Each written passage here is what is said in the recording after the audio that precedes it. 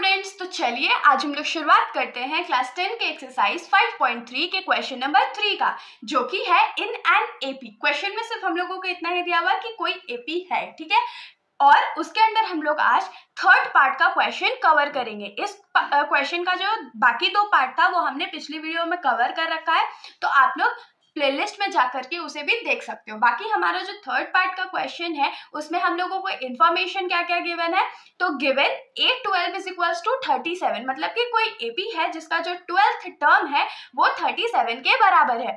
D जो है मतलब जो कॉमन डिफरेंस है वो 3 के बराबर है। और हम लोगों को फाइंड क्या करना है, तो हम लोगों को A का वैल्यू फाइंड करना है और S12 का वैल्यू फाइंड करना है। S12 मतलब कि सम ऑफ फर्स्ट 12 टर्म्स जो है वो हम लोगों को फाइंड करके बताना है। तो देखिए इसमें बहुत सिंपल सा लॉजिक है कि A12 का वैल्यू दिया हुआ है, मतलब कि हम लोग इसमें से A का वैल्यू निकाल सकते हैं क्योंकि D का वैल्यू भी गिवन है। अब कैसे निकालेंगे वो हम लोग आपको बताएंगे। तो चलिए यहाँ पर हम लोग लिखेंगे, जैसे D का वैल्यू हम लोगों को 3 गिवन है और A12 गिवन है। A12 is equals to 37 given है, तो A12 को हम लोग क्या लिख सकते हैं, A plus 11D is equals to 37। अब जो बच्चे इस चैनल पे नए हैं उनको लग रहा होगा अरे A प्लस 11D आया कैसे। तो चलिए मैं आप लोगों को एक बार छोटा सा एकदम बता देती हूँ। तो AN is equals to A plus N minus 1D, ये हमारा फॉर्मूला होता है ना। अब AN की जगह अगर हम लोग A12 ले ले, मतलब कि N का वैल्यू 12 लेते, तो ये क्या हो जाएगा A plus 12 minus 1 into D, जो कि हो जाएगा A प्लस 12 में से 1 जाएगा तो 11 और D, इसीलिए हमने A12 को जो है वो डायरेक्टली A प्लस 11D लिखा है। अगर आप लोग चाहो तो ये वाला सॉल्यूशन यहाँ पर भी कर सकते हो, बाकी डायरेक्टली भी लिखा जा सकता है इसको।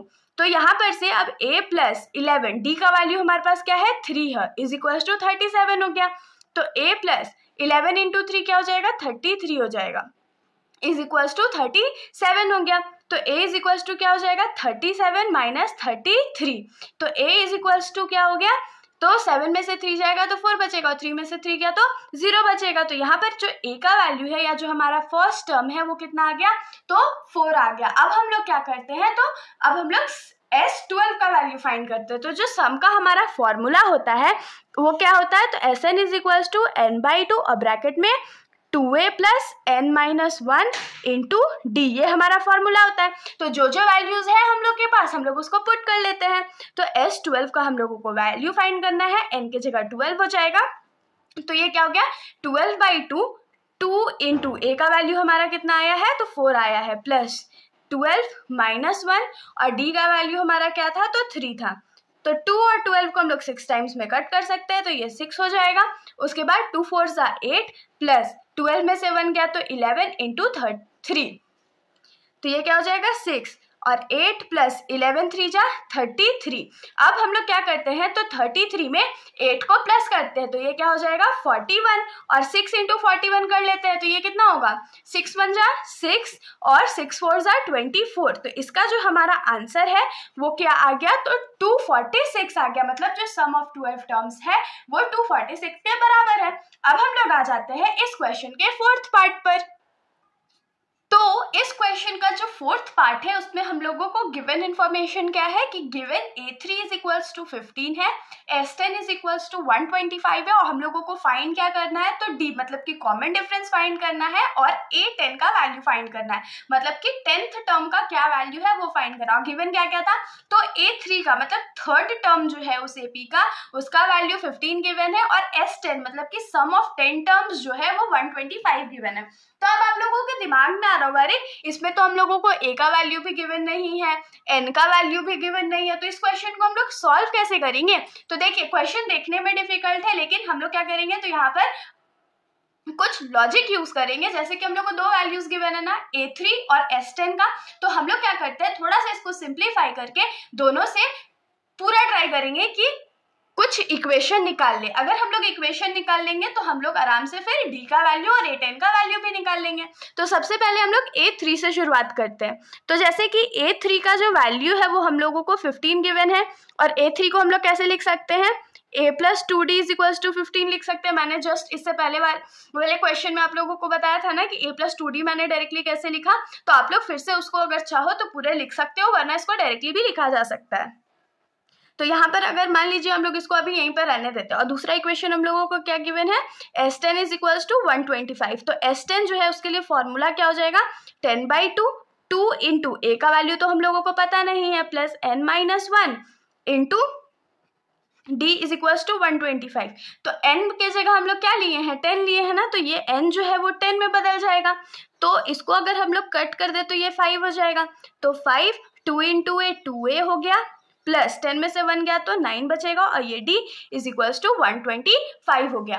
अब देखिए ये जो 5 है ये पूरे ब्रैकेट से मल्टीप्लाई में है ना लेफ्ट साइड में, तो अगर हम लोग उसको राइट साइड भेज दे तो वो डिवाइड हो जाएगा। तो 125 डिवाइडेड बाई 5, तो 5 2 जा 10 और 5 5 जा 25। तो ये क्या हो जाएगा, 2a plus 9d is equals to 25।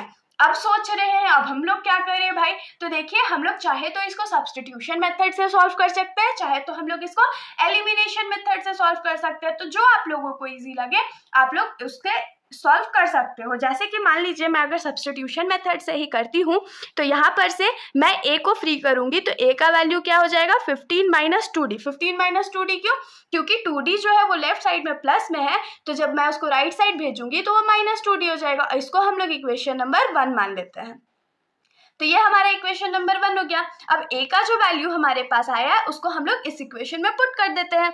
तो हम लोग यहाँ लिखेंगे put a is equals to 15 minus 2d। तो ये क्या हो जाएगा, 2 इंटू ए के जगह क्या हो जाएगा, 15 minus 2d plus 9d is equals to 25। तो 2 इंटू 15 कितना होता है, 30 होता है, माइनस 2 2 जा 4 और d plus 9d is equals to 25।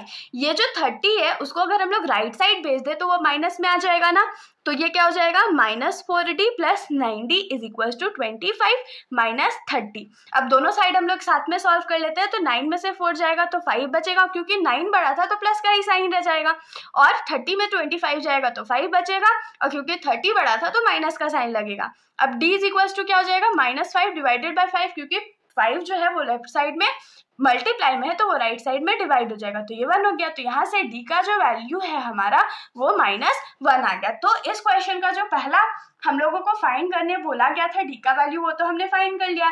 अब जब हमारे पास d का वैल्यू है तो हम लोग a का भी वैल्यू फाइंड कर सकते हैं ना। तो अब हम लोग लिखेंगे put d is equals to -1 in equation number 1। Equation number 1 में d इज इक्वल्स टू -1 हम लोग पुट कर लेते हैं। तो इक्वेशन 1 हमारा क्या था, a is equals to 15 minus 2d। तो ये क्या हो जाएगा, 15 माइनस 2 इंटू -1। तो 15 माइनस माइनस प्लस 2 1 जा 2, तो ये क्या हो गया 17। मतलब कि a का जो वैल्यू है वो हमारा 17 है। अब a का वैल्यू है, d का वैल्यू है हमारे पास, तो a 10 मतलब कि 10th टर्म का भी वैल्यू हम लोग फाइंड कर सकते हैं ना। तो जब किसी भी टर्म का वैल्यू हम लोगों को फाइंड करना होता है तो हम लोग कौन सा फॉर्मूला यूज करते हैं, an is equals to a plus n minus 1d। ये फॉर्मूला हम लोग यूज करते हैं ना।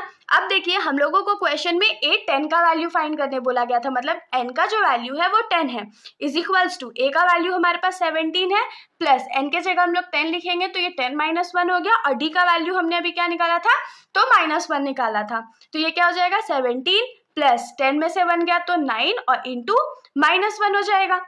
तो 17 और प्लस माइनस माइनस और 9, तो 17 में से जब हम लोग 9 माइनस कर देंगे तो हमारे पास क्या बचेगा, 8 बचेगा। मतलब कि हम लोग यहाँ से क्या कह सकते हैं कि a 10 का जो वैल्यू है वो हमारा 8 है। तो इसके साथ हमारा ये जो सॉल्यूशन है यहीं पर खत्म हो जाता है। अगर आप लोगों को डाउट हो तो आप लोग कमेंट सेक्शन में पूछ सकते हो, वरना अगर आप लोगों को वीडियो अच्छी लगी तो वीडियो को लाइक कर दीजिएगा और मेरे चैनल को बिना सब्सक्राइब किए कहीं मत जाइएगा। Thank you.